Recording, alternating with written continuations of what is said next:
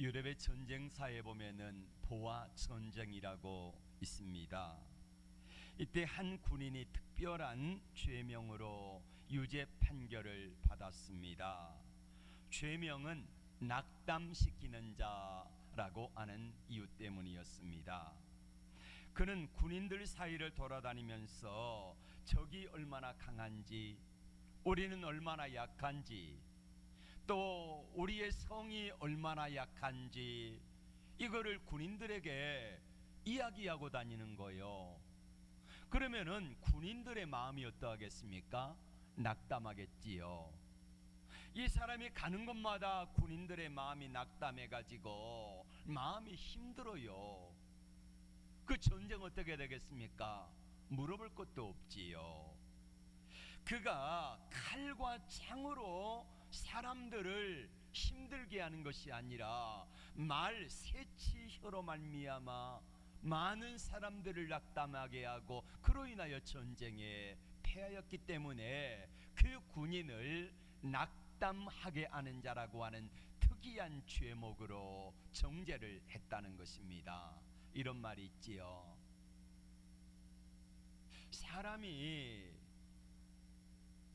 여러 가지 세상의 질병으로 인하여서 고통을 당하기도 하고 또 어디가 아프거나 맞거나 찢어지거나 그랬던 사람은 병원에 퇴원하면은 적어도 일주일 이상이면 다 나아서 퇴원을 합니다.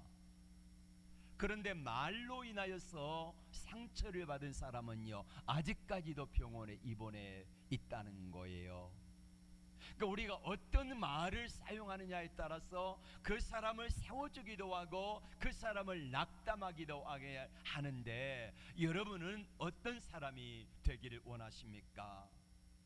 오늘 여러분들은 낙담하게 하는 자가 아니라 사람들에게 희망을 주는 자가 되기를 축복합니다.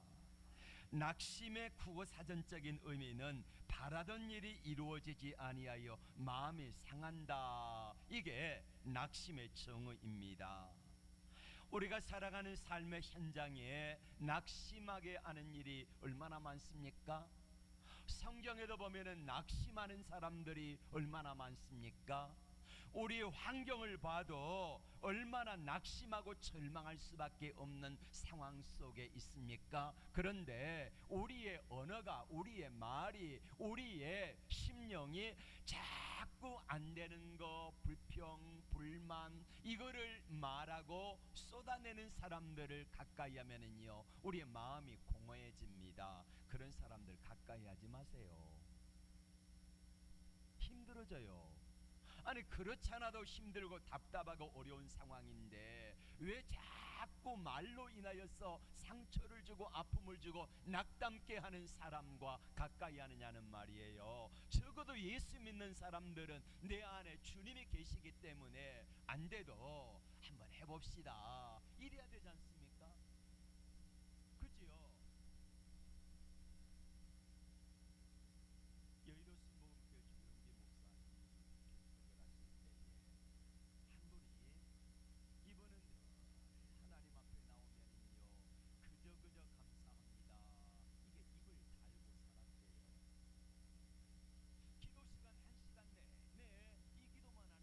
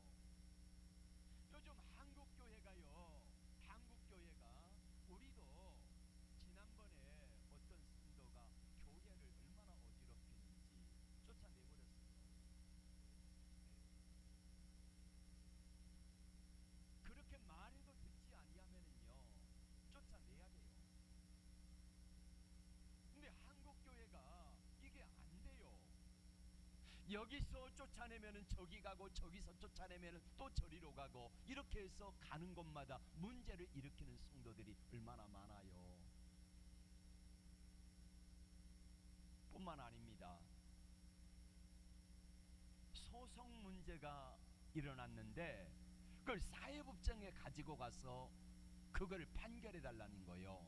물론 지금이야 법이 발달했으니까 그렇지만 교회 안에서 충분히 해결할 수 있는 문제는 어디서 해결해라? 교회에서 해결하라는 거예요. 뿐만 아닙니다. 바울에 대해서 좋게 생각하는 사람들이 대부분이지만은 그 가운데 몇몇 사람들이 선동을 해가지고 바울에 대해서 폄하하는데 사도 바울 사실 못생겼거든요. 못생겼으니까 누가 시집 오겠나 이거예요. 결혼 안 했잖아요. 바울이 왜 결혼 안 했습니까? 주님 복음을 전하기 위해서 안 한 거잖아요. 아직도 조금 울리지요. 예. 하영아 이거 꺼봐봐. 바울이 주님의 복음을 전하기 위해서 결혼을 안 한 건데 그거를 가지고 바울이 못생겼으니까 능력 없으니까 사람들이 시집 안 오지 이 이야기를 한 거예요. 그리고 바울이 고린도 교회를 개척하고 섬길 때에 사례비를 안 받았거든요. 그러니까 뭐라고 말합니까? 다른 사도들은 이제 괜찮습니까? 다른 사도 조금만 올려라. 예. 다른 사도들은 사례비 받았잖아요. 사례비를 받았는데 다른 사도들은 사례를 받았는데 왜 바울은 안 받냐 이거를 문제 삼았어요. 왜 안 받았습니까? 고린도 교회 성도들을 위하여서 텐트 만드는 직업을 가지면서 그렇게 전도하면서 사례비 안 받잖아요. 근데 능력이 없으니까 지가 사도면은 왜 사례를 안 받나? 왜 결혼을 안 하나? 말은 왜 그렇게 어눌한지 이러면서 사도 바울에 대해서 심한 공격을 했다는 것입니다. 자, 그러면 사도 바울의 입장에서 자기가 그렇게 고린도 교회를 열심히 섬기고 개척하고 양육한 제자들이 성도들이 자기에 대해서 그런 표현을 하면은 바울의 마음이 낙심이 될까요? 안 될까요? 낙심이 되지요.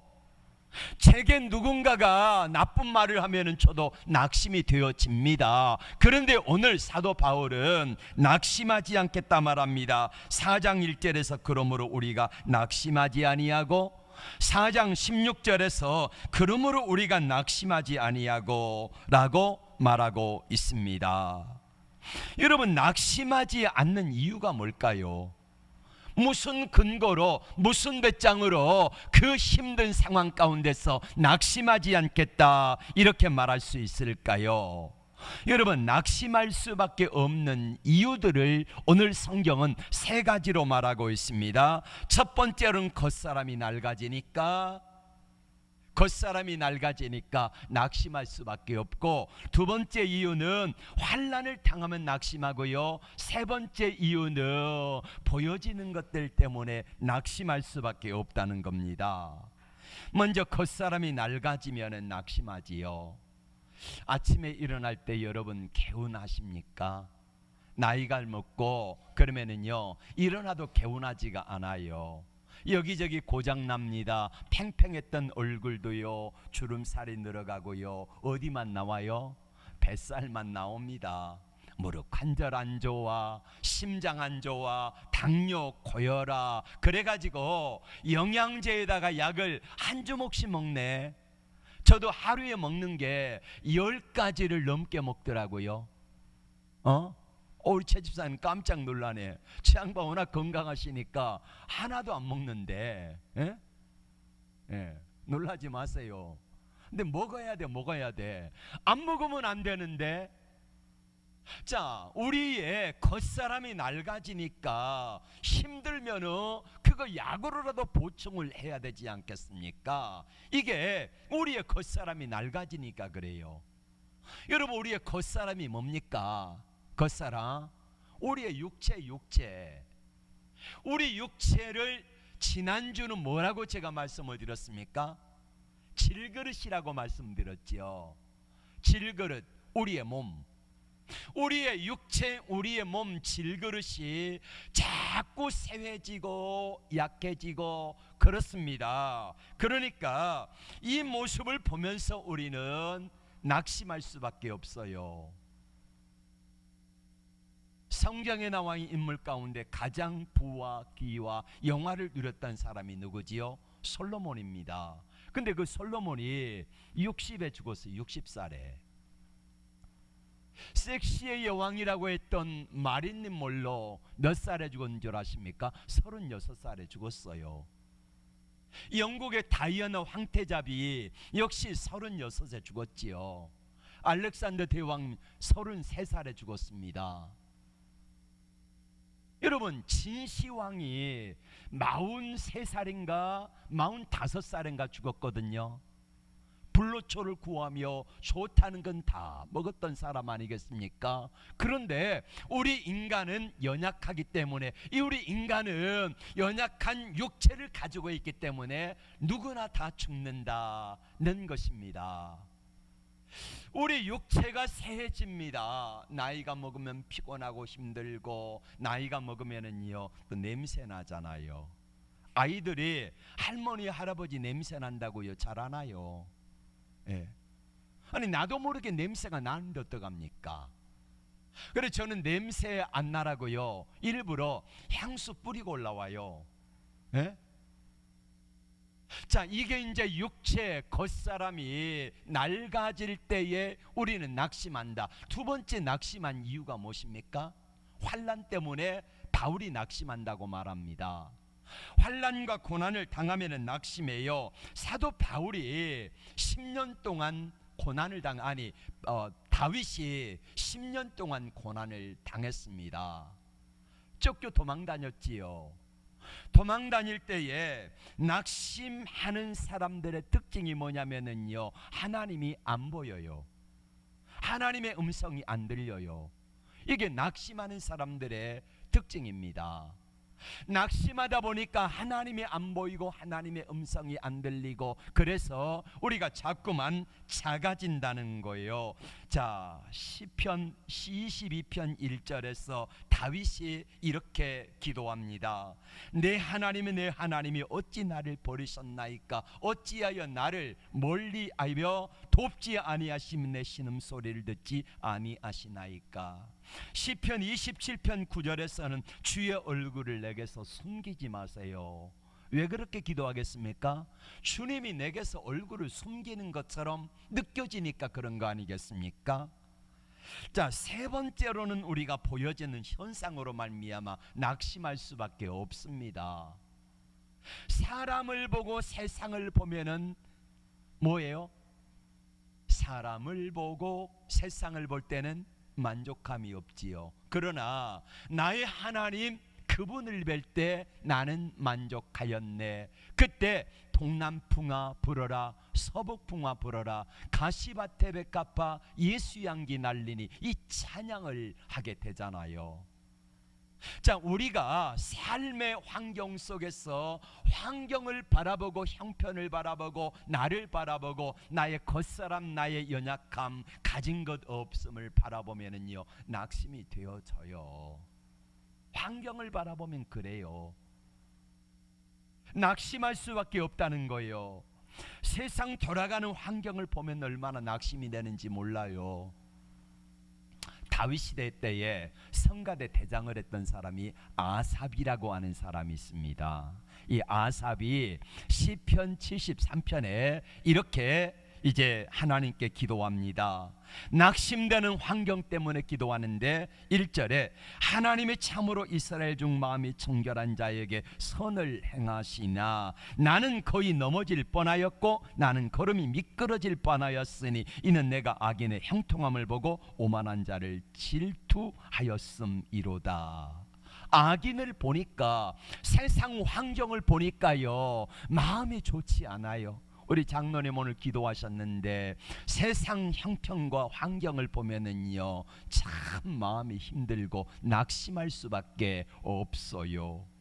4절에서 저들의 모습을 보세요. 이렇게 표현합니다. 그들은 죽을 때도 고통이 없고 그 힘이 강건하며. 왜 그렇습니까? 부자니까, 능력 있으니까. 남의 것을 뺏어다가도 내 주머니를 채우고 살아가는 사람들이다 보니까 하나님 앞에 심판을 받을 망정, 지금은 그 사람들이 어렸을 때부터 보약 끊이지 아니하지 산삼에다가 막 보약에다가 먹어 제껴 놓으니까 죽을 때에도 고통 없이 죽어요. 그런데 자 5절에 사람들이 당하는 고난이 그들에게 없고 사람들이 당하는 재앙도 그들에게는 없도다. 그러니까 교만한 거예요. 교만이 행합니다. 7절에 찔림으로 그들의 눈이 솟아나며 그들의 소득은 마음의 소원보다 많으며. 돈이 많아요. 그러니까 하나님의 필요 없다는 말입니다. 자, 이렇게 보여지는 현상 속에서 아삽이 낙심하고 절망할 수밖에 없는 상황이었지만은 그 상황 속에서 아삽은 하나님의 성전에 올라가 그 문제를 해결하잖아요. 오늘 사도 바울은 낙심하지 않는데요. 1절하고 14절에서 16절에서 두 번씩이나 낙심하지 않는다고 하는 이유가 뭘까요? 여러분, 첫 번째 낙심하는 이유가 뭐였습니까? 왜 낙심한다 그랬습니까? 우리의 겉사람이 자꾸 낡아지니까 낙심한다 그랬잖아요. 그럼 우리의 겉사람이 있으면 뭐가 있습니까? 속사람이 있잖아요. 오늘 16절에 그러므로 우리가 낙심하지 아니하노니 우리의 겉사람은 낡아지나 우리의 속사람은 어떻게 된다고요? 날로 새로워지도다, 이렇게 말씀하고 있습니다. 우리의 겉사람은 낡아지지만 우리의 속사람이 날로 새로워지기 때문에 사도 바울이 낙심하지 않겠다는 거예요. 지난주를 저는 고린도 후서 4장 7절에서 10절 말씀을 통해서 우리의 질그릇 속에 보배를 가진 사람이 어떻게 살아가는가에 대해서 말씀을 드렸습니다. 지난주 4장 6절에서 이 말씀을 드렸지요. 우리가 사방으로 우겨쌈을 당하여도 쌓이지 아니하며 답답한 일을 당하여도 뭐하지 아니한다? 낙심하지 아니하며 박해를 받아도 버림받지 아니하며 거꾸로 뜨림을 당하여도 망하지 아니한다. 왜 망하지 않는다고요? 고린도서 4장 7절에서 이렇게 말씀합니다. 우리가 이 질그릇에 보배를 가졌으니, 내 안에 질그릇의 보배를 가졌으니 이는 심히 큰 능력은 하나님께 있고 우리에게 있지 아니함을 알게 하려 합니다 라고 말씀을 드렸습니다.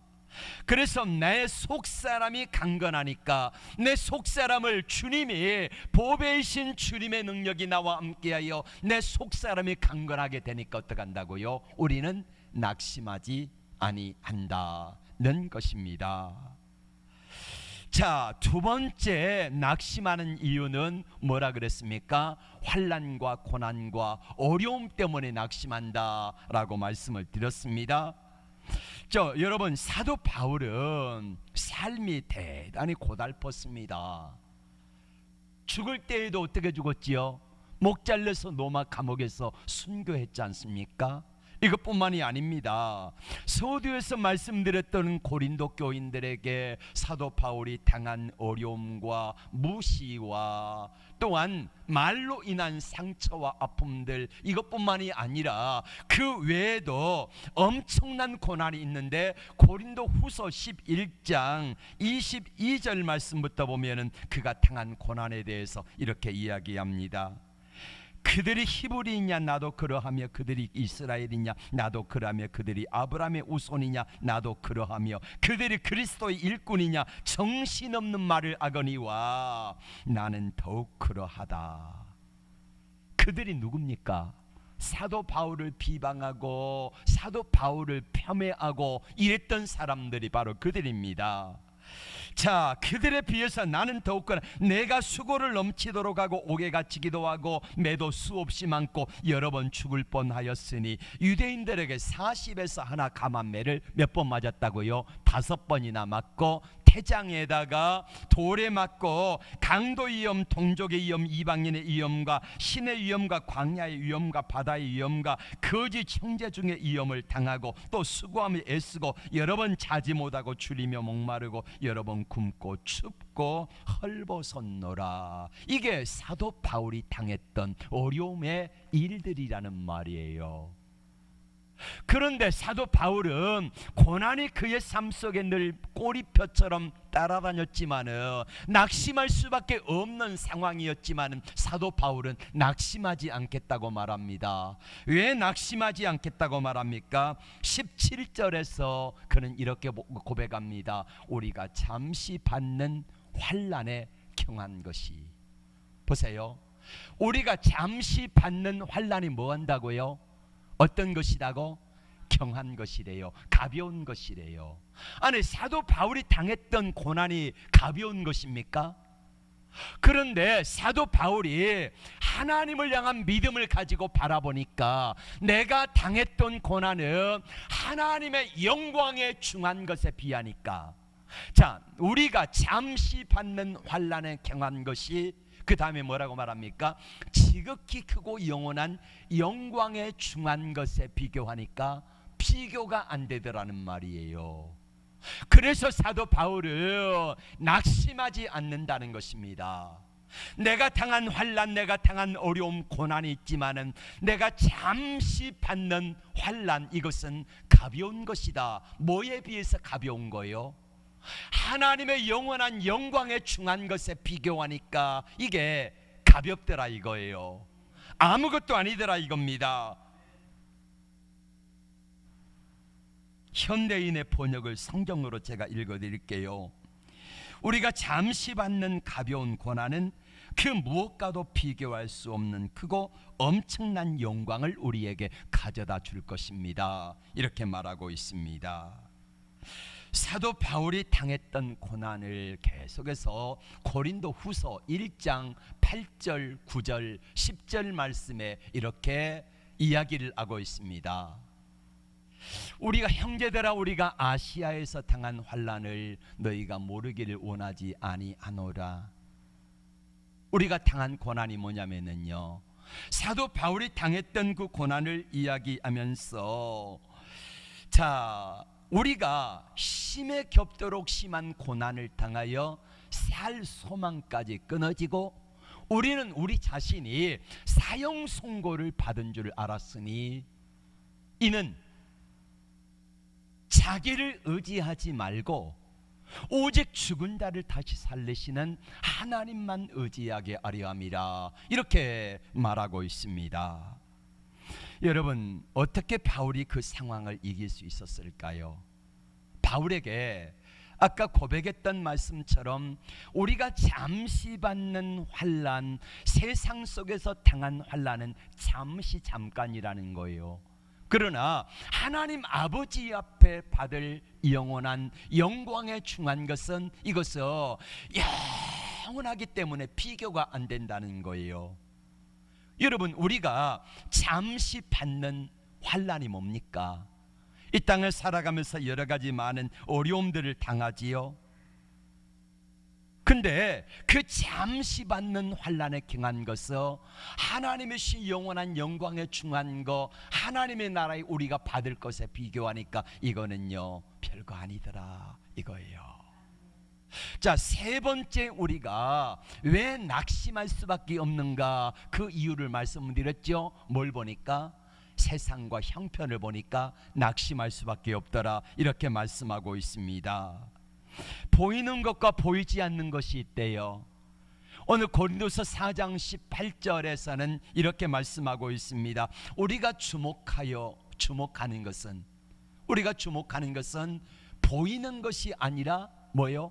보이지 않는 것이니, 보이는 것은 잠깐이요 보이지 아니하는 것은 영원함이라. 이렇게 바울은 고백하고 있습니다. 자, 보이는 것과 보이지 않는 게 있다. 앞에서 이야기했던 것처럼 잠시 잠깐의 고난인 게 있고 영원한 보이지 않는 게 있다. 이거를 대비돼서 이야기를 하면서 바울은 우리에게 이렇게 말씀하고 있는 것 같아요. 너는 어느 것을 택하며 살아갈래? 이걸 묻고 있는 것 같습니다. 여러분, 우리가 주목하는 거 보이는 것이냐 아니면 보이지 않는 것이냐, 여기에 대해서 한번 생각해 보세요. 눈에 보이는 게 뭐가 있습니까? 우리의 겉사람, 얼마나 학력을 많이 배웠나, 얼마나 많이 가졌나, 얼마나 이쁜가, 얼마나 잘생겼는가, 얼마나 능력 있는가, 부자로 살아가는가. 또 보이는 게 뭡니까? 얼마나 좋은 차 타는가. 이게 이제 요즘에 그 사람들에게 트렌드가 됐잖아요. 차로 비교하잖아요. 어떤 차를 타는가, 또 어떤 음식을 먹는가, 뭐 이런저런 것들이 우리에게 보여지는 것들입니다. 이것들은 보여지는 건 뭐라고요? 보이는 것은 잠깐이요, 보이지 않는 것은 뭐라고요? 영원하다. 이렇게 말씀하고, 그럼 보이지 않는 게 뭡니까? 뭐가 안 보여? 우리가 가지는 믿음이, 그 사람의 믿음의 깊이가 잘 안 보여요. 믿음, 소망, 사랑, 은혜, 이런 것들이 잘 안 보여요. 하나님의 나라가 우리에게 잘 안 보여요. 이런 것들이 보여지지 아니할 때에 많은 사람들은 보이는 것에 집중을 하며 살아가지 않습니까? 빙산의 일각이라는 말이 있잖아요. 여러분, 거대한 빙산이 있는데 위에 솟아 있는 부분은 일부분인데 밑에 어마어마한 게 있잖아요. 빙산의 일각. 그러니까 우리가 보여지는 것에 집중하다 보면은 보이지 않는 더 어마어마한 것들이 있는데 그것을 우리가 보지 못한다는 거예요. 워런 버핏이라고 하는 세계적인 투자가가 있지 않습니까? 2022년도 6월 달에 이분이 이제 자기하고 한나절 식사할 수 있는 점심 식사권을 경매에 내놨습니다. 얼마에 팔렸냐면요, 2022년도 버핏과 식사 한 끼 할 수 있는 권한이 246억에 팔렸습니다. 여러분, 저하고 점심 한 끼 하면은 어떻게 합니까? 얼마 내실래요? 예? 저한테 점심 한 끼 사주는 것만 해도 저는 감지덕지예요. 그런데 왜 워런 버핏 투자자가 점심 한 끼를 한 2-3시간, 많으면 4시간 정도 이야기를 하는데 왜 그럴까요? 일반인이 보지 못하는 것을 보기 때문에 그래요. 그 사람을 만나면은요, 돌아가는 정세를 읽을 수 있거든요. 그만큼 돈이 되니까, 그러니까 246억을 내고 점심 식사를 함께 하는 거예요. 그러니까 수가, 바둑에도 수를 여러분 몇 수나 앞을 두고 두십니까? 예? 고수일수록 멀리 두잖아요. 몇 수 앞을 두고 두잖아요. 근데 저는 바둑 못 둡니다. 예. 오목이나 둘까. 우리가 바라보는 것이 보여지는 거, 한 치 앞도 내다보지 못하고 이렇게 살아가는 것이 아니라 믿음의 눈을 바라보고 믿음의 눈을 가지고 있는 사람, 영적인 깊은 눈을 가지고 있는 사람들은요, 보는 깊이와 넓이가 다르다니까요. 똑같은 것을 보지만은 이 컵을 보는 때에 어떤 눈으로 바라보는가에 따라서 달라지는 거지요. 다릅니다. 어떤 눈을 가지고 보는가. 여러분, 보여지는 것이 전부가 아니고 보이지 않는 영적 세계가 있다는 것입니다. 여러분은 어떤 눈을 가지고 무엇을 바라보며 살아가십니까? 여러분, 무엇을 바라보고 어떻게 살아가기를 원하십니까? 우리의 삶의 기준이 세상적인 가치관을 가지고 살아가면 우리는 겉사람을 기준을 가지고 살아가게 될 것입니다. 그래서 겉사람이 기준인 사람은 겉사람이 낡아지고 겉사람이 힘들고 겉사람이 아프고 겉사람이 가진 것 없고 겉사람이 좀 부족하면은요 자상인 작아집니다. 초라해져요. 그래 자꾸 그것으로 인하여서 하나님이 주시는 영적인 세계 더 넓고 어마어마한 세계를 놓쳐버리고 만다는 것입니다.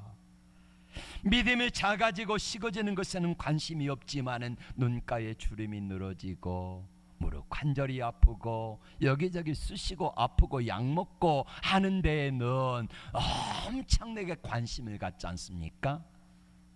겉사람의 기준인 사람은 천국의 영원한 영광에 중한 것보다 잠시 받는 환난에 경한 것에 목숨을 겁니다. 그리고 그것을 바꿔버려요. 겉사람의 기준인 사람은 보이지 않는 영원한 천국을 소망하지 않고 보이는 현재 삶에 울고불고 하다가 정작 가장 중요한 천국 소망에는 관심을 잃어버리고 맙니다. 보이는 것에 관심을 가지고 보이는 것에 매달리며 살아가다 보니까 어느샌지 모르게 믿음을 잃어버려요. 그리고 믿음을 잃어버리면 어떡합니까?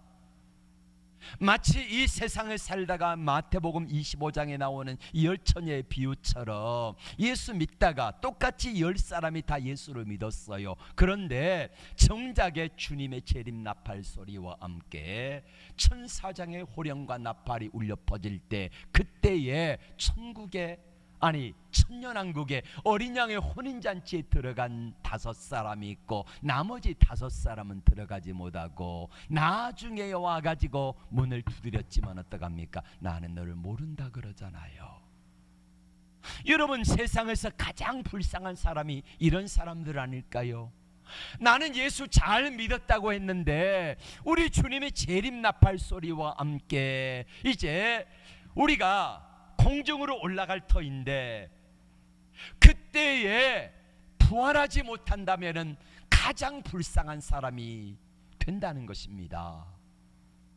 예전에 시골에 엿장수들이 그 고물 리아카를 끌고 다니면서 엿을 팔았습니다. 엿장수 이거 가위질 하면은요 사람들이 다 모입니다. 동네 아이들 다 모이지요. 그때 간식거리가 엿처럼 단 게 어디가 있습니까? 꿀이요. 저는요 어렸을 때 꿀 한 번도 못 먹어본 것 같아요. 못 먹어봤어요. 겨우 먹었던 게 뭐냐면 명절 때 되면은 조청 만들어 가지고 그거 떡에 찍어 먹을 때 조청을 먹어봤지 비싼 꿀은 못 먹어본 것 같아요. 최 집사님은 꿀 많이 드시면 자랐죠? 자 보세요. 그때 엿장수가 와가지고 쨍그랑쨍그랑 하면서 지나가면은 동네 아이들 다 따라가지요. 침을 흘리면서. 그리고 어쩌다가 고물을 가지고 오면 엿장수가요 엿을 주는데 어떻게 줍니까? 엿장수 마음대로 주지요. 그래서 엿장수 마음대로란 말이 생긴 거예요. 엿장수가 지 마음대로 엿을 주는데 자도 먹고 싶으니까 저는 그거 못 해봐서 배짱이 없어가지고 근데 어떤 친구는요 신고 있던 고무신 벗어가지고 주더라고. 그 엿 받고 먹어요. 그럼 어떡하겠습니까? 집에 가면은 뒤지게 혼나잖아요. 또 어떤 친구는요 집에 쓰는 양은 냄비 가져다가 주네. 그 여러분 양은 냄비는요 연 많이 줍니다. 뒤지게 혼나잖아요. 여러분 그 조금 여기저기 몇 조각의 엿에다가 신발을 바꿔 먹어요. 그 바꿀 일입니까? 아니잖아요. 집에 어머니 아버지가 쓰시는 양은 냄비 가져다 주고 엿 한 가락 얻어먹는 거 바꿀 일입니까? 아니잖아요. 여러분 바꿔 말하면 우리가 이 땅에 살아가면서 잠깐 보여지는 이것 때문에 영원한 영광에 중한 것을 바꿔버리지 말라는 것입니다. 예수를 믿으면서도요, 세상 것에 취해가지고, 세상 물질에 취해가지고 가장 중요한 주님과 예배 시간을 엿바꿔 먹어버린 사람들이 여기 말고 저기 가면 있어요. 중동 가면 있어. 예? 그러지 마세요. 엿바꿔 먹지 말라는 것입니다. 적어도 우리가 이 땅을 살아가면서 보여지는 것과 보이지 않는 것, 잠시 받는 이 세상의 환난과 그 다음에 지극히고 영원한 영광에 중한 것, 이것을 우리 주님 말씀하시면서 겉사람이냐 속사람이냐 이 세 가지 것들을 오늘 말씀하시면서 너는 어떤 걸 택할래? 우리 주님이 이렇게 말씀하고 계시지 않습니까? 사도 바울이 참 낙심되는 일이 많았습니다. 그런데 사도 바울이 오늘 낙심한대요? 안 한대요? 안 한대요. 왜 안 합니까? 하나님이 내 안에 계시니까, 보배 되신 주님이 계시니까, 주님이 내 인생을 간섭하고 주님이 나와 함께 하시니까 사도 바울은 낙심하지 않는다, 이렇게 말하고 있습니다. 구원, 그럼 뭔 이야기가 떠오릅니까? 구원, 공짜. 왜 공짜입니까? 주님이 개입하시니까 공짜예요. 우리 편에서는 구원을 공짜로 값없이 예수를 구주로 믿음으로 고백하면 받지만은 하나님 편에서는 대가를 지불하신 거지요. 그래 공짜입니다. 그러면은 은혜는, 자, 구원은 공짜지만은 영광은 공짜일까요? 아닐까요? 영광은 절대 공짜 없습니다. 어떻게 받습니까? 행한 대로 받습니다. 행한 대로. 공짜 아닙니다. 여러분, 그렇습니다. 오늘 주님은 오늘 우리에게 바울을 통해서 이렇게 말씀합니다. 세상에 낙심할 수밖에 없는 환경, 우리의 겉사람이 자꾸 낡아지고, 그 다음에 두 번째로는 세상에 고난이 오고 어려움이 오고 아픔이 올 때에 우리는 낙심합니다. 그 다음에 또 왜 낙심한다 그랬습니까? 뭐 때문에? 세 번째로는 잠시 받는 환난에 경한 거, 이것 때문에 우리가 낙심한다는 거지요. 자, 그러면은 이 세 가지 것으로 인하여서 우리가 낙심하고 절망할 수밖에 없는데, 저나 여러분이나 사도 바울이나 환경은 똑같아요. 오히려 사도 바울이 더 힘들었어요. 오히려 더 어려웠어요. 오히려 더 낙심하고 절망할 수밖에 없는 환경이 많았어요. 그런데 사도 바울은 낙심하지 않는다고 하는 이유가 있습니다. 바로 질그릇 속에 보배이신 주님이 내 안에 계시기 때문에 겉사람은 낡아지나 속사람이 강건해지면 됩니다. 속사람이 어떻게 강건해집니까? 하나님의 말씀과 기도로 거룩하여지고 강건할 줄로 믿습니다. 또 환난으로 인하여서 잠시 받는 환난이 있지만은 사도 바울은 잠시 받는 환난에 경한 것이라고 말하고 있습니다. 그리고 하나님이 주시는 영원한 영광에 중한 것을 바라보기 때문에 이것과 비교하니 아무것도 아니라는 거예요. 그리고 세 번째로는 보이는 것이냐 보이지 않는 것이냐에 따라서 어디에 우리의 관심을 두고 살아갈 것인가. 보이는 것에만 관심을 두면은요, 우리는 낙심하고 절망할 수밖에 없어요. 가진 것도 없지, 또 백도 없지, 또 연약하지. 그러면 낙심할 수밖에 없는데, 그러나 우리가 보이지 않는 영적인 세계, 하나님이 나를 위해서 예비하신 아름다운 천국을 바라보니까 어떡합니까? 이거는 너무 좋은 거예요. 이야기만 하고 마칠게요. 마태복음 17장에 보면은 거기에 이제 베드로와 야고보와 요한과 예수님이 변화산에 올라가셨습니다. 거기서 주님이 기도하시는데 우리 주님의 모습이 변화되어지는데 몸이, 얼굴이, 그 다음에 옷이, 시기가 신 옷보다 더 시계 영광의 광채가 납니다. 그때 모세와 엘리야가 찾아왔어요. 그 모습을 바라본 세 제자 중에서 베드로가 너무너무 황홀해가지고 이렇게 말합니다. 주님, 제가 여기다가 초막 셋을 짓겠습니다. 그러니 내려가지 말고 이곳에 거합시다. 여러분, 계시록 21장에는요 하나님의 나라 천국의 광경이 쫙 펼쳐져 있습니다. 예. 길이 뭘로 되어 있어요? 정금입니다. 정금. 길이 다 유리바다 같은 정금으로 되어져 있고요. 그 다음에 그 성벽이 뭘로 되어 있냐면요 보석으로 되어 있습니다. 보석. 문이 12대문이 있는데 12대문에 그 문이 뭘로 되어 있냐면요 진주로 되어 있습니다. 진주. 근데 진주 한 알이에요. 여러분, 진주 한 알이 얼마나 크길래 천국의 대문이 그 진주 한 알로 바뀌어 있을까요? 너무너무 아름다운 곳을 사도 바울이 고린도후서 12장에 보면은 천국을 바라봅니다. 다녀왔습니다. 셋째 하늘을 보고 온 거예요. 그래서 사도 바울은 늘 이런 고백을 하지요. 내가 하루빨리 주님 전에 가기를, 주님 앞에 가기를 좋아하는데 내가 이 땅에 있는 것도 유익하다라고 말하고 있습니다.